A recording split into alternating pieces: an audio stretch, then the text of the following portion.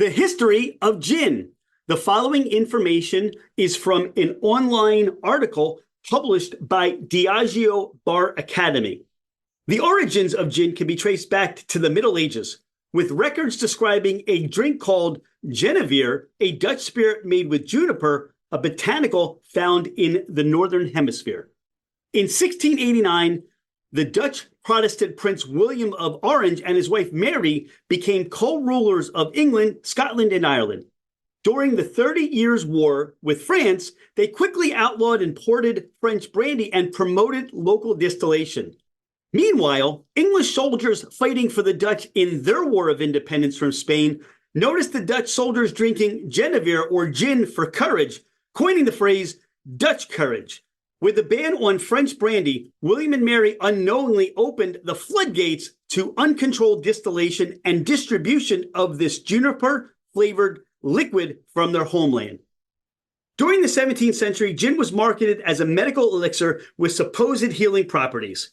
It was believed to cure everything from kidney ailments to stomach disorders. This myth likely contributed to its widespread consumption during that time. In 1751, the problem with overproduction and overconsumption was brought under control when gin production was granted exclusivity to selected large distillers. The invention of column stills further revolutionized gin production in the 19th century and created London Dry style gins, while the importation of exotic ingredients like citrus, anise, cinnamon, and licorice root helped to develop more exciting flavors. Around the same time, British soldiers in India created the world-famous gin and tonic cocktail, mixing their gin rations with quinine-rich tonic to fend off malaria. Thanks again for Diageo Bar Academy for this fascinating look at the history of gin. Cheers!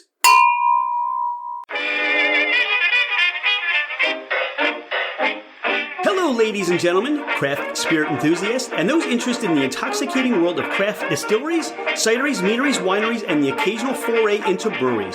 It's Rich Shane, and welcome to Fermented Adventure, the podcast, where we bring you the fascinating people that are making the mash, fermenting, distilling, bottling, pouring, and delivering to you some of the finest libations in the world. Before we get started, here are a few housekeeping items. Thank you for bringing the podcast into wherever you are, and whatever you're doing, we truly are grateful that you have chosen to listen and make us part of your day. It would mean the world to us if you left a 5-star review. This helps us climb in the rankings, and it makes it easier for others to find us. Don't hesitate to leave us your comments as well. If the podcast didn't meet your expectations, tell us why. We're always striving to improve. You can find us at fermentedadventure.com. We are on Instagram and Facebook as Fermented Adventure. Email us at fermentedadventure@gmail.com. All right, FA Nation, let's meet our guest. He's Matt Greif. I'm Rich Shane. This is Fermented Adventure, the podcast. Matt, welcome to the podcast. Thanks, Rich. It's a pleasure to be here. The pleasure that I'm going to have today is talking to you about the Distillery of Modern Art. And we met at Bar Convent, Brooklyn, and you have so much going on at your distillery. How did all that get started for you? This is an interesting experience for me. So I was distilling at a distillery north of Chicago and was talking with some friends. It was Scott from Thoroughbred Wine and Spirits, and said, Scott, I need a change. I need to get out of Chicago. I've been here 25 years and really just, looking to explore my options. And as you know, Scott is a world-renowned consultant in the spirits industry. And he basically said, go to Atlanta, meet Seth Watson. He's building something. I think you guys would hit it off. And that's exactly what I did. I came down here, met Seth. This building behind me and that I'm sitting in was still in construction. So none of this equipment was here. And within 3 months, I had sold my house in Chicago, moved to Atlanta, and have been here 3 years now. For you, what were your first experiences in distilling? What was it that bug kind of took hold of you that you desired to express your creativity througwant distilling?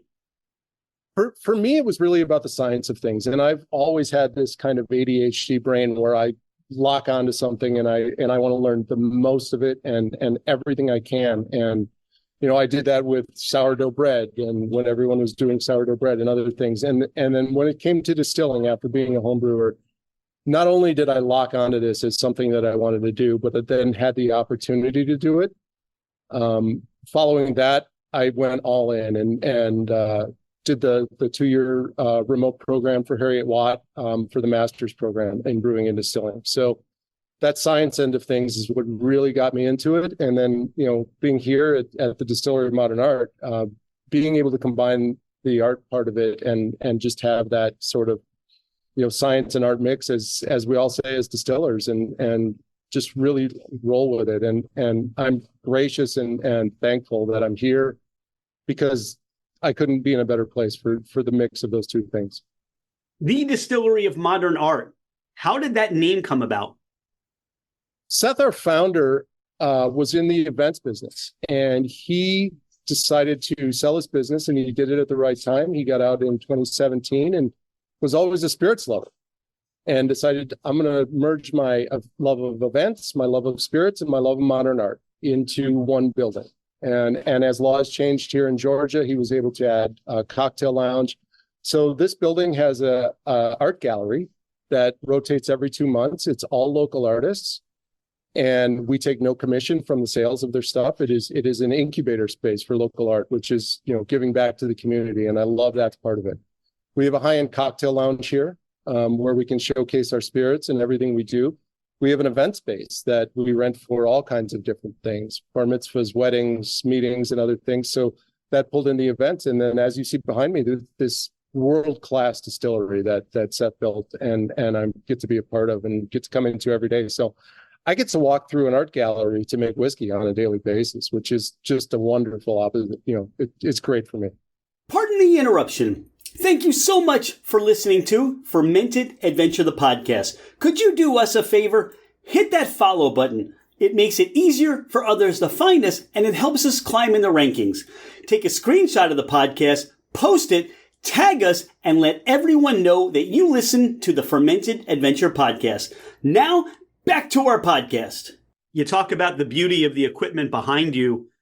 Talk about the discussion of what do we need? How big do we need it? We're a startup distillery. You have experience.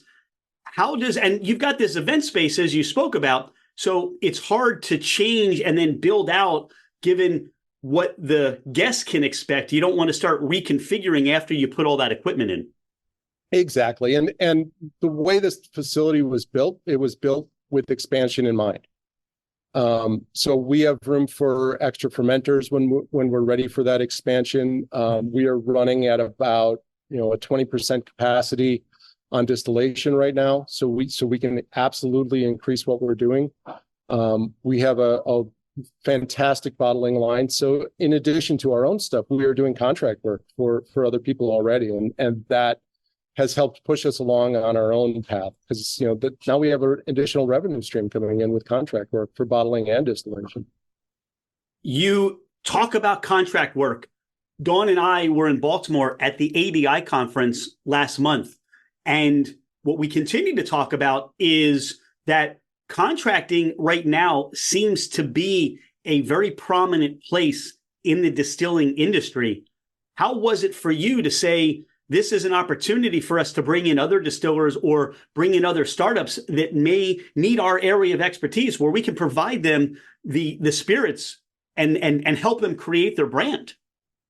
It's an interesting thought when building a distillery. And as you know, like all of this takes a lot of capital up front to put down. And this stuff behind me is not cheap to put in. And so looking at starting a business or starting a brand and building a distillery, you really have to want to plan for the future. And sometimes if you start small, you find yourself in a year like ready for expansion, gotta go. And as part of this, we weren't doing contract work initially. And my best friend, Danielle Lavelle from Estrella Spirits out in Seattle was looking to build a distillery. And her and I were going back and forth looking at stills for her and other things. And finally, I just said, look, I've got this 500-gallon, pot still. You're a gin distiller. Why don't you just come here and produce? And you can put your money into things like marketing and sales and other things, and you have a home to produce at, to bottle at, and you can get your brand off the ground that way. And instead of putting all of this capital into a distillery, which now you have to manage full time. And as a brand manager, having that brick and mortar is tough because you're splitting your time between a building and your sales and other things, especially getting going.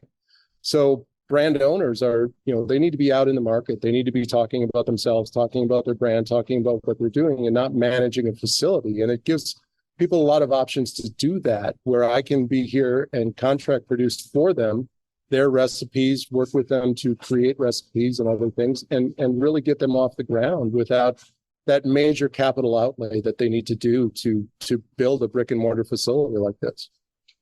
I wonder for you if your ears were ringing on Saturday evening, because you and your distillery actually came up as the topic of conversation at a dinner party we were hosting. We had distiller Woody, Michael Dombrowski, who's an amazing distiller, but he's still looking for that distillery, that space. And we talked about your model. We talked about what you are doing to help brands get started and brands get built. And for the industry, I think, look, you're a distiller. Sometimes it's hard to say, don't I need my own erector set to be able to play in the sandbox? Do I really give everything up from what I know and what I want to do to get the brand out there? So it's an interesting conversation right now, I think, in the industry. It is. And if you look at lead times on equipment and some other things, it's a long and expensive process to start a distillery. And I've got this beautiful space here. It is top of the line, equipment, everything, is in beautiful shape, working order, and we can produce a lot of things and have the capacity to do it. If we were just producing products for our Core 7 line, we wouldn't be working every day. We would be doing other things. But this way, by adding these contract, not just distillation, but packaging and blending, and we have contracts for, cocktail lines and other things that we do here. I'm putting a bunch of people to work on top of that, as well as increasing, the revenue for our company and keeping us growing in a time when, in essence, we've only been in business 2 years now, but we're doing great and growing every day, which is nice. You talk about the Core 7 that you produce. How was the conversation, or how did you come about to say, all right, this is what we are looking to provide to our customer? This is where we're going to stay true to the desire to be that distillery of modern art, and this is what we're going to produce. So our Core 7 line that we produce is the stuff with our label on it. That's our Distillery of Modern Art brand. You've got some of the bottles there. As I mentioned, Danielle Lovell from Estrella Spirits produces her 4 key gins here. And they're all terroir-driven Pacific Northwest gins, but she does that right here, and she is really the only one that comes in here, and she has the keys to the still, and she runs her distillations herself. She knows everything here, and we go back a long ways. Other people just say, look, I need 200 barrels of whiskey for this brand that I want to start producing. Let's start laying it down, and I'll work with them on mash bills and other things and get them going and get them off the ground. And because we have access to the barrel suppliers, the grain suppliers, the glass suppliers, and other things, it makes it really easy and almost one-stop shopping for brands that want to start out. And we can help with them through consultants and other things, get their marketing going, get anything they need going, and create these introductions. But one of the things we don't want to do is be their brand. That's their brand, that's their idea, that's their thing. It's their dream, in essence, when you're starting a brand and starting a distillery. So you run it, and we'll just be a service provider for you. We'll provide the service of distillation, of packaging, of whatever you need, but it's your stuff, and it's different from ours. So we're not necessarily white labeling our products for other brands. We're coming up with original things and helping them have their own stuff. Let's speak to your brands. How are you sourcing? What is the philosophy of what you're producing within that Core 7? It's really interesting. So our brands are something that we really want to be high end. We are a modern art gallery in a beautiful building. A lot of effort has been put into what this brand is, from the packaging to the glass to the spirits themselves. So when I first got down here, Seth and I sat down and we decided these are the 7 things we're going to produce. It's a vodka, just a standard vodka. We call it Atlanta vodka, but we spent 6 months researching different neutral grain spirits that we wanted to base this off of, and then redistilling it and filtering it and making it a really high-end product. We're in Georgia, so we have a peach vodka. We essentially make a peach simple syrup, and it's a sweetened peach vodka, but most flavored vodkas are, in the market at 30 to 35% ABV. We want ours to stand up in a cocktail, so we kept that at 40%. We looked at the trends for other things that are going on in the country, so we came out with an Amaro. So we have an Amaro peach, and that is what I say is a southern take on a classic Italian bitter liqueur, and it's got some nice sweetness to it, but all that bitter note is in there. I am a gin fanatic, so I spent a lot of time on gin, and Seth will probably tell you, it was one of the things that gave us the most grief because I kept changing it before it went out. But we were very happy with what and we're winning awards on that gin, so it's great. From there, we went into whiskey, and we wanted a corn whiskey, a bourbon, and a rye. And we were playing with other things coming down the line. But those are our 7 core things, and we've been producing all of them since the start. One of the things we source is just the neutral grain spirit for our vodkas and for our base spirits for the Amaro and other things. But all of our whiskey that we produce out of here is ours. We're not sourcing anything, and that's a personal preference for us. So we didn't want to source a whiskey and then have it change as our stuff came online. So we just made the choice to keep out of the market until it was ready.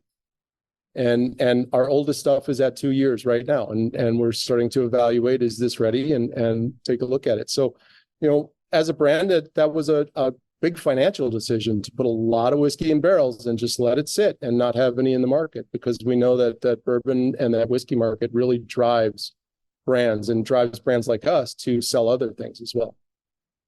As a novice, as a distillery geek, as somebody with a lot of questions when I come in, you talk about doing the contract work, and then you talk about your core 7 and your production. The geek side has me wondering, how do you avoid, you're doing a lot of cleaning to avoid, let's say, cross-contamination, or with yeast strains, how does that keep from, flying around the building and impacting your distilled spirits and maybe others as you continue to produce like that? We schedule everything in blocks. So right now I'm producing rye for us, and we'll do that for a month and a half. And then, we break everything down and clean. Everything goes through a cleaning process on a regular basis as well. But in between mash bills and different products, everything gets cleaned. So if we can do it in blocks like that, it makes it much easier. I'll produce for us for a month, or another client for the following month, or we've got 2 weeks and one coming up.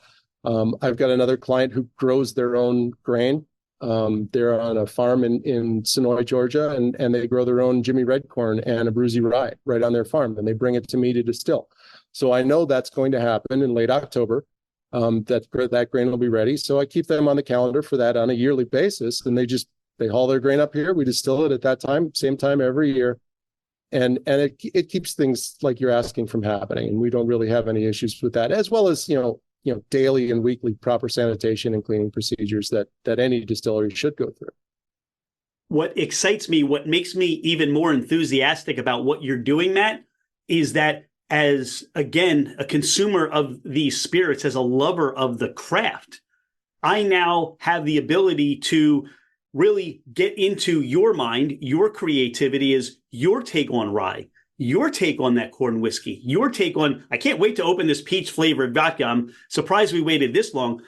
But this is that region. That's the provenance, the terroir, that you're taking those natural ingredients that you have available and providing that and say, look, you're going to get peaches from Georgia. We're going to make this peach flavor, and we're going to obviously also introduce that to an Amaro that I'm not going to be able to get anywhere else. I can't wait to enjoy your rye, because I won't be able to get this specific rye from the Distillery of Modern Art anywhere else. So Right. it really creates that enthusiasm in the marketplace for somebody like me to say, look at all that these people are doing with what they have available. And you're employing a lot of people to do it. Which I think is wonderful, because I've got a great team here, and we are looking to expand state to state and get our stuff out there to the masses as we grow. But the excitement in the industry in general is that there is a lot of great producers out there, from small to large, and everyone is making great product, and they're all different, and everyone's got their own take on what a rye whiskey should be, what a bourbon whiskey should be. And it's nice to be able to go and try these things, nationwide, worldwide, and just really get out there, and kudos to everyone who's doing it, and really getting down in there and making their own stuff and doing it their way. And, the nice part about it is there is regionality to things. For instance, our rye, I specifically chose an Abruzzi rye as a single varietal rye grain for two reasons. One, for flavor. We liked what it did to our whiskeys. It's in both our bourbon and our rye whiskey. But it was designed to grow well in the Southeast, where most rye comes from upper New York State or Pennsylvania or even Canada. And it's not variety specific or NVS rye. I can get single varietal rye right here in Georgia, or North Carolina or South Carolina, as locally as possible, so that it is our product. I'm sourcing it locally. I'm using local farmers. I have control over that supply chain that way, and it, because it is local and it is different from other ryes, it is a very unique flavor and has wonderful things. It's not as spicy because it's not as high in ferulic acid as some things, and it has wonderful floral notes. So our rye is different than what other things. And I was actually tasting some out of the barrel yesterday, and I was thinking, I wish I would have sent a sample to Rich for this one, but you will definitely get some when it's in the bottle and ready. Thank you for that, because you're just teasing me and my whole senses are watering. Your conversations that you're having with farmers now, you talk about what they're growing. Is it now more intentional that the farmers are seeking the distillers out, the distillers seeking the farmers out? There's a cohesive conversation for you that I think a lot of times initially it's been like, we don't know if we can make money from this, or if this is going to be, producing year over year over year to make that commitment. For you, and seeing how the expansive even, distilling is in Georgia and you're part of the world, how are those conversations going with the farmers? It's a really interesting conversation to have, because you're talking, a farmer being able to grow a commodity grain that is absolutely going to sell in the market. And they know what that price is, and they know what it's going to take, and they can get it out to everyone. Or having a conversation with the farmer saying, I need this much grain. It is a lower producing grain on bushels per acre.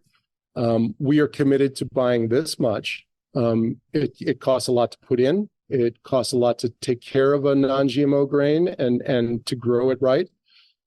So those commitments often come in advance. And dealing with farmers is one of the things. And Gary Heigarten in Minnesota or Missouri at Wood Hat Spirits always said, like, you're talking pennies in the bottle. Get good grain. Deal with local farmers. Help them to stay in business and grow their grains and do things. But you got to remember, when dealing with farmers, I mean, one of the things that they're dependent on is weather. And when corn hit the tasseling stage here in Georgia this year, the rain stopped and the heat just blew up, and a lot of non-GMO and non-irrigated corn here in Georgia isn't doing well. So those costs are going to go up for us, for the farmers themselves. And so it's a commitment to saying to the farmer, I'm going to pay you this for this grain. And, realizing if it fails, I'm in the same boat you are. That crop failed, and we're both on the hook for it. And just making those commitments to farmers makes it easier for them to say, okay, I'm going to shift from a commodity, highly fertilized, highly GMO grain that I know I can sell, to something that may fail. But I've got a commitment from a distiller that we're a partnership on this, and that's how it goes. So, staying local and being committed to those small producers is really important to us. We talk about this vodka. You have your flagship vodka, and then you have your peach flavored vodka. Is that where you'd like to start, or should we start with the gin? Which one would you prefer?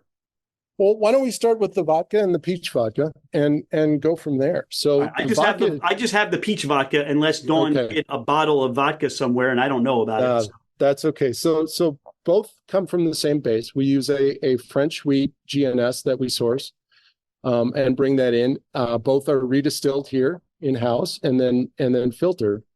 The peach vodka is then mixed with a peach simple syrup that we create in-house as well. And it is amazingly fresh from my perspective. I have tasted every peach vodka that I could find in the market, and I truly believe that far and above, this one is, hands down the winner. It does not have those chemical aftertastes that you get from a lot of flavored vodkas. It is at 40%, so the ethanol and that alcohol stands up in cocktails and works so well with it. And it is just refreshing. And I drink that just, with some soda and a little bit of lemon, and it's great. The first thing I get on this is peach cobbler. The nose is, I think, that wheat in the neutral grain spirit, that French wheat, that gives it that grainy, that little yeasty component to it. And I just, it's almost like I feel like there's this, somebody took these ripe peaches and just went to work. Peach pie, peach cobbler. And that's what I get just on the nose. The flavor, the nose is delicious. So whoever, was that you that said we need to do a peach flavored vodka? No, that decision was made before I got here, actually. And it was one of those things where I got, not being a Southerner, not being from Georgia, I came here and they said peach flavored vodka. And, we've all known Georgia as the peach state forever. So it made perfect sense to me as, yeah, absolutely. We need to do a peach flavored vodka. And right now, between that and the gin, that is our biggest seller. I'm surprised Dawn didn't hide this one, because this would quickly become one of our favorites. It's a wonderful, actually, I feel like I'm biting into that ripe peach. You actually get the peach where you get in the skins, and I can feel the little hairs on the peach as I'm drinking this. There's a wonderful, and this is coming from the vodka, there's this wonderful peppery note, a spicy note that just rounds this out. And that just continues to amplify the experience of this. I'm thinking maybe a little Prosecco. You talked about a little soda. To get, I guess you could do that with bourbon or corn whiskey. I don't know if you have a cocktail there that you kind of marry these two together, because I love the idea of peach and bourbon and bringing that together.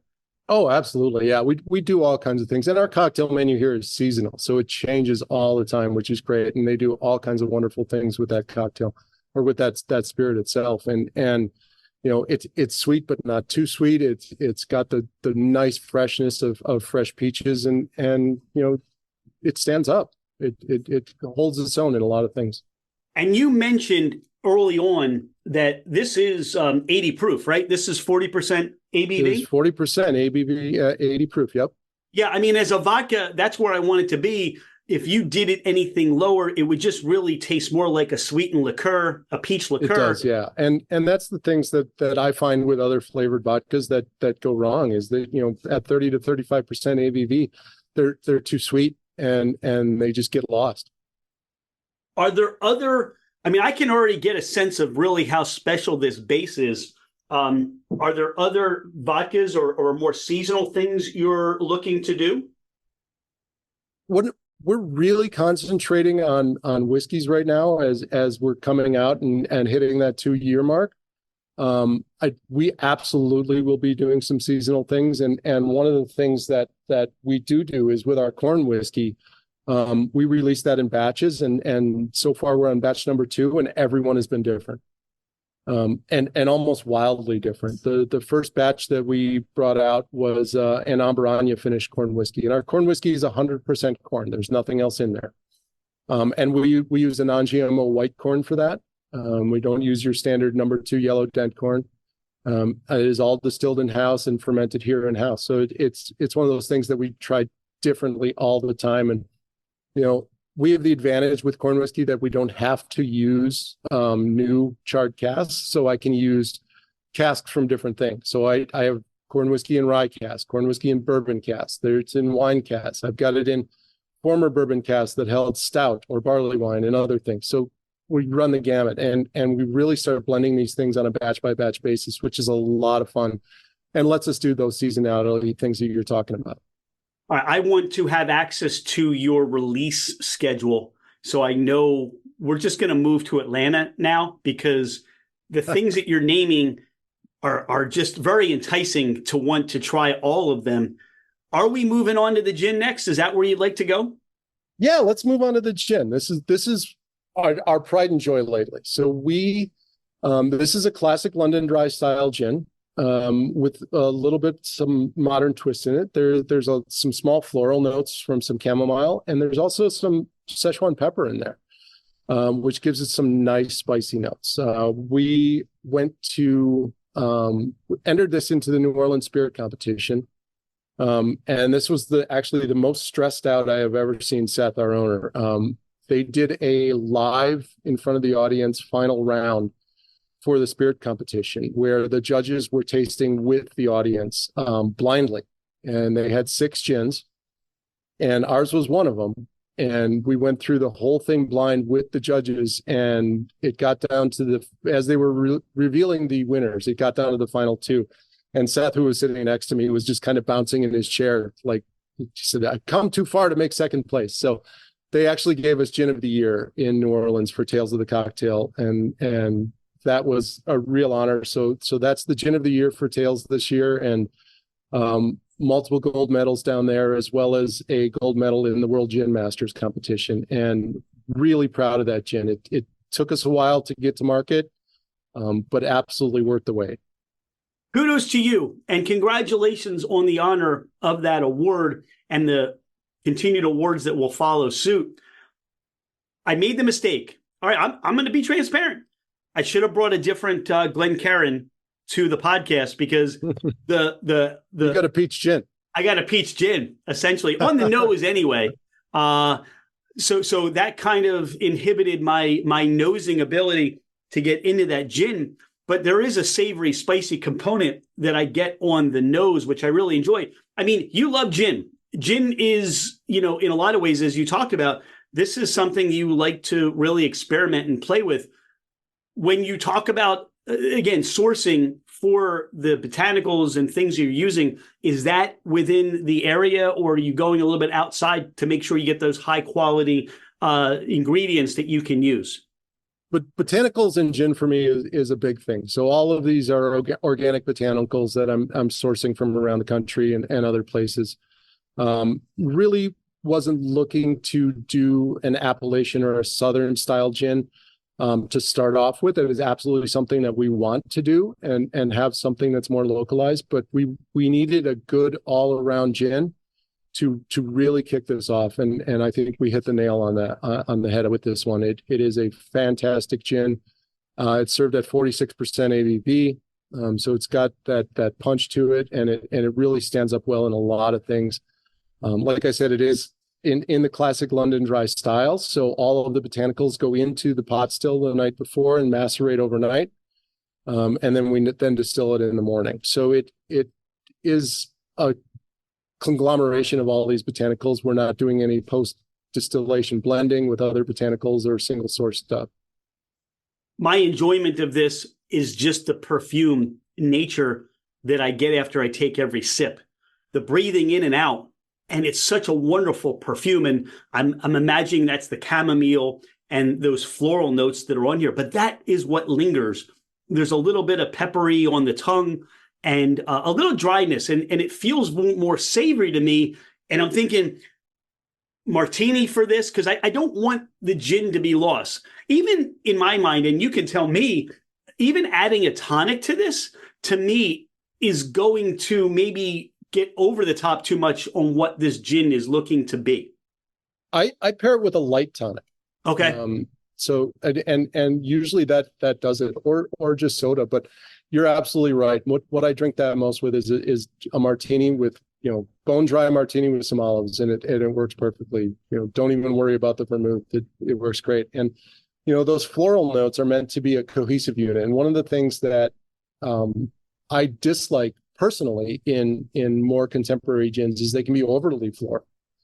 And that takes precedence over what the juniper and the coriander and the citrus and other things in gin. It needs to be a cohesive unit where not one thing is just standing out above the others. And that's what we were going for with this. It's really a fun gin, and it is a big tool in a toolbox that we can use for all kinds of different things. I would echo that. Very balanced. And my question is, are you using olives with blue cheese or just regular olives? I always use olives, blue cheese, but all right, me too. Okay. I'm from Wisconsin originally, so if it doesn't have cheese in it, it's not a meal.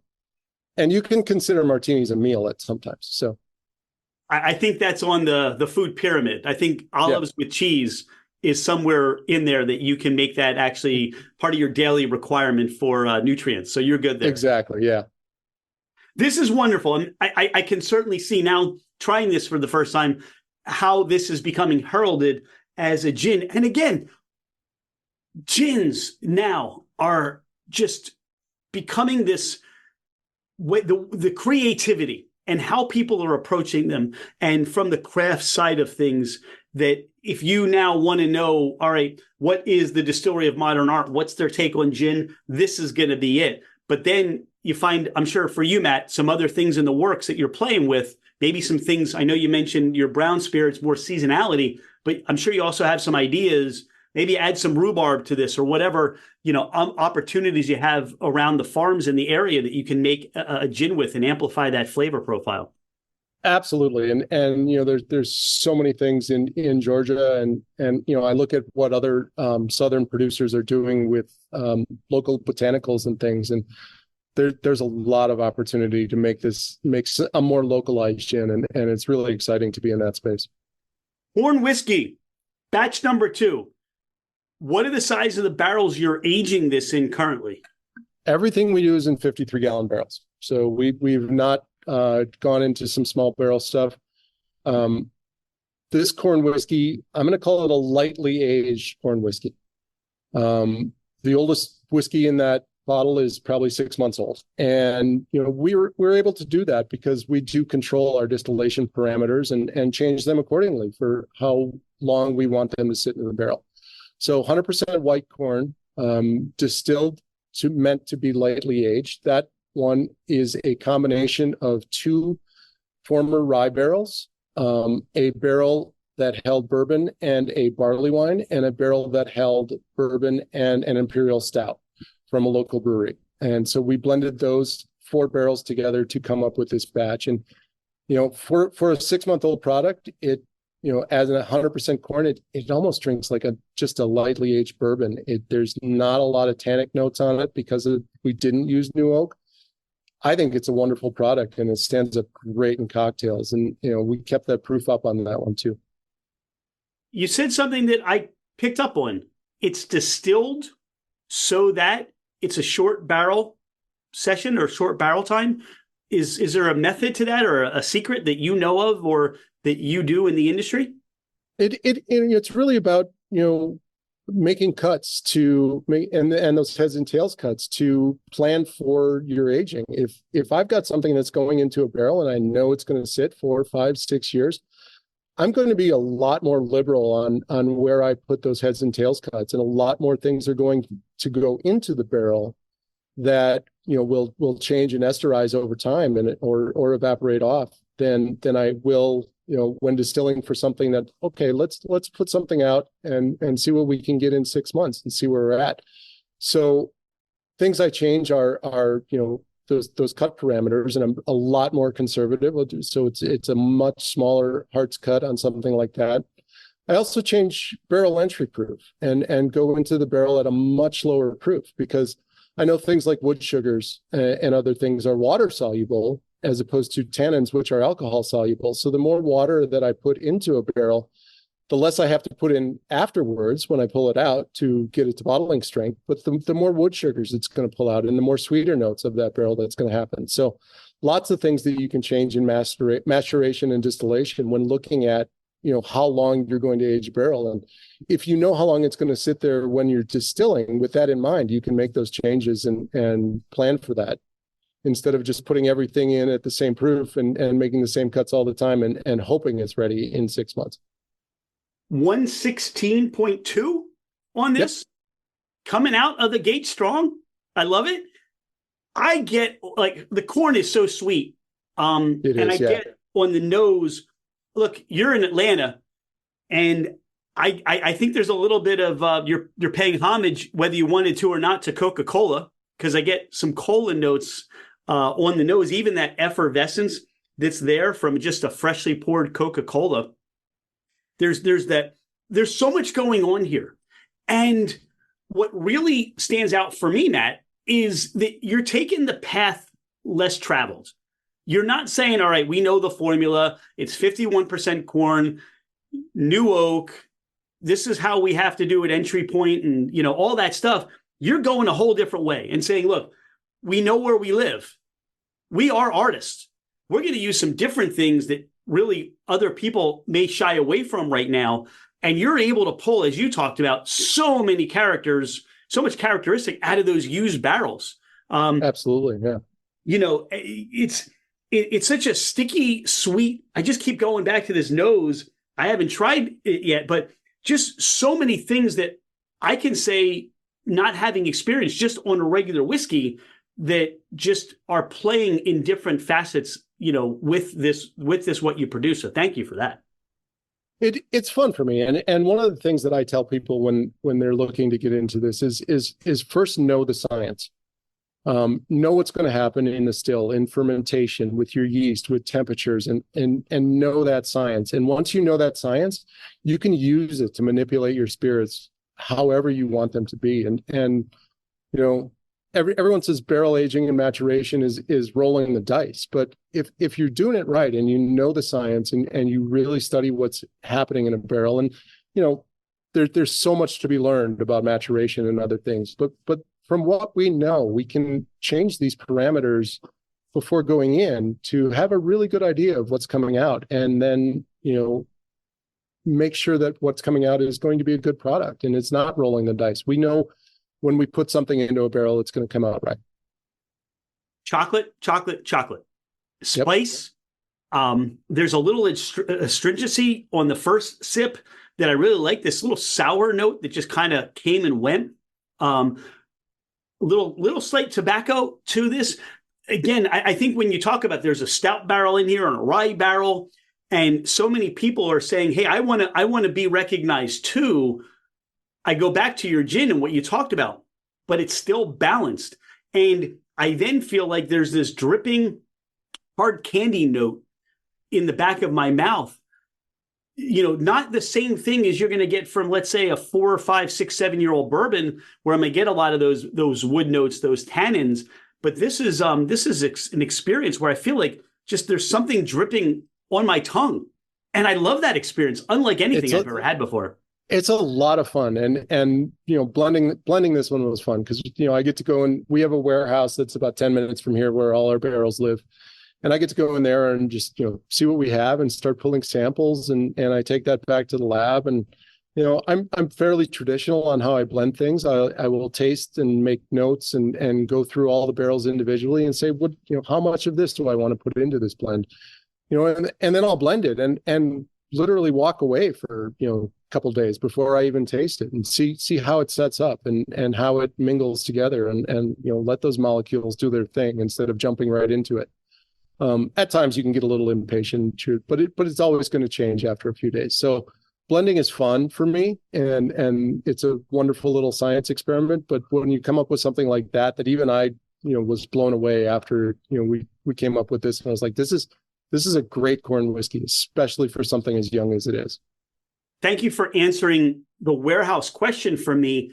Is that something that's the temperatures are controlled, or there's a little bit of opportunity to take advantage of the Georgia climate to allow some things to move in and out of those barrels? our warehouse is not temperature controlled, and we do take advantage of the climate as much as we can. When we built this facility, we did not have the warehouse on site, and within 3 months, I had filled up our barrel storage here and was starting to put barrels into a steel container out back while we brought the warehouse online. So we were moving pretty fast. So I've got some interesting barrels that spent a summer in a steel container in the Georgia sun, and they're really fun and interesting. So we get to do all kinds of different things like that. Now everything is in a warehouse. It is not temperature controlled. We get, hot days, and we're starting to get into second summer here. So we've had some cool days now and things are cooling down, but it's going to get back up into the 90s for a couple of weeks here in October, and that'll heat them up again. And we're just letting the barrels do their thing, which is nice. This portion is where I wish we showed all the video to our listeners, because watching your face light up as you talked about that steel, the steel container, your face just smiled. I mean, I can only imagine what you're expecting to come out of this because of the way you reacted and talked about the aging process of what you're doing. Long term, are you laying down barrels now to age longer, and just some different blending or flavor profiles you're hoping to get out over the next 3 or 4 or 5 years? We absolutely are. We're laying down a lot of product for a small facility. We're putting a big investment into bourbon and rye, especially, and laying down a lot of stuff. So we will eventually have our one core product for each of those. We will have the Distillery Modern Art Bourbon and then Distillery Modern Art Rye. But there are barrels in there that are going to be special and going to be doing different things. So we will have, special blends and seasonality of some things that we come out with, and are absolutely planning on that. But for a small distillery and a small brand that's just starting up, I'm putting down 200 barrels a year of bourbon, 53 gallons, and about 175 barrels this year of rye. So way more than we'll be able to sell in a year for a startup brand, at least our first year. So we will have a lot of stock as we move forward, and be able to spot those trends and respond accordingly and not get caught without product, which is nice. Knowing that you have an appreciation for gin, is there a barrel-aged gin in the works or in your mind that you're looking to produce? Not yet, but certainly something we get there. I do have a fun little side project going on. I mentioned Danielle Lavelle from Estrella Spirits before. We combined together to create a single malt gin, which I believe you tasted at Brooklyn, which is very interesting. So that is a gin where I created a single malt whiskey as the base, distilled to 160 proof, and then we use that as a white spirit as a base for a gin, which is all high desert botanicals and things, and that will be rolling out. We're launching that this fall, and that is a partnership between myself and Danielle that we produce out of here, which is really interesting. So it's a cross between a whiskey and a gin, and it drinks such, and it makes cocktails as such, which is a fun project. So if I do barrel age a gin, that would be the first one to go. All right, and I want to be first in line for that one. Yeah, for sure. Is there anything we haven't talked about, Matt? Anything you want people to know more about what you or what the Distillery of Modern Art is doing? I think if you're in the Atlanta area, it's really worth coming to check us out. We have a fun space here. We live music a few nights a week. This art gallery is wonderful. Our cocktail program here is wonderful. I've got a good group of people, but one of the things, like we were talking about earlier, if you are a small brand and looking for a producer, feel free to reach out to us. We are happy to be that incubator for you, and it's a challenge for us, and we never shy away from challenges. We enjoy them. They're just problems to solve in fun ways. So, helping people grow their brands and being able to have this space and this facility to do that is real fun for us. How about shipping? If you're not in the Atlanta area, are you able to ship outside of Georgia, or how do people find the bottles if they want to get a hold of them? We are shipping. Everything is available on our website. I believe we're in 42 states right now as far as shipping.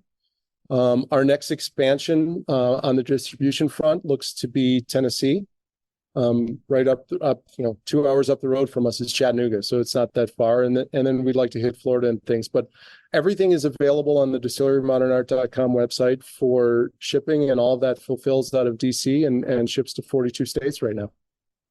Matt, I'm grateful for your time and your experience and knowledge of the distillery industry. Who inspires you? Who motivates you?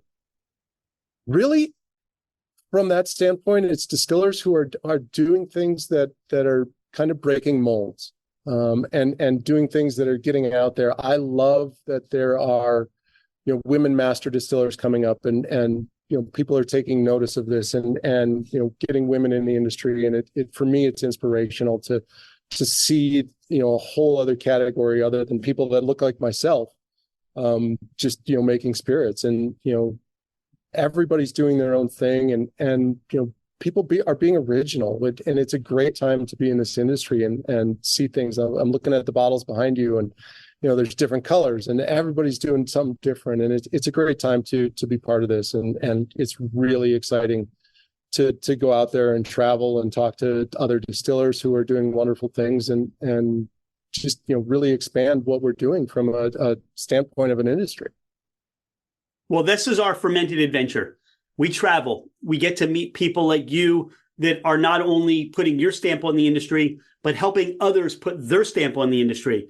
We can't wait to get back to Atlanta, visit the Distillery of Modern Art, taste some of those special barrels and the things that you have in the works. Matt, thanks so much for your time today. Thanks for being a friend of Fermented Adventure. And we not only can't wait to see what you're doing, but to see some of those other people that you're helping along the path to make their mark known as far as what they're doing in the distilled spirits industry. So thank you so much today, and these wonderful spirits. Can't wait to enjoy them some more.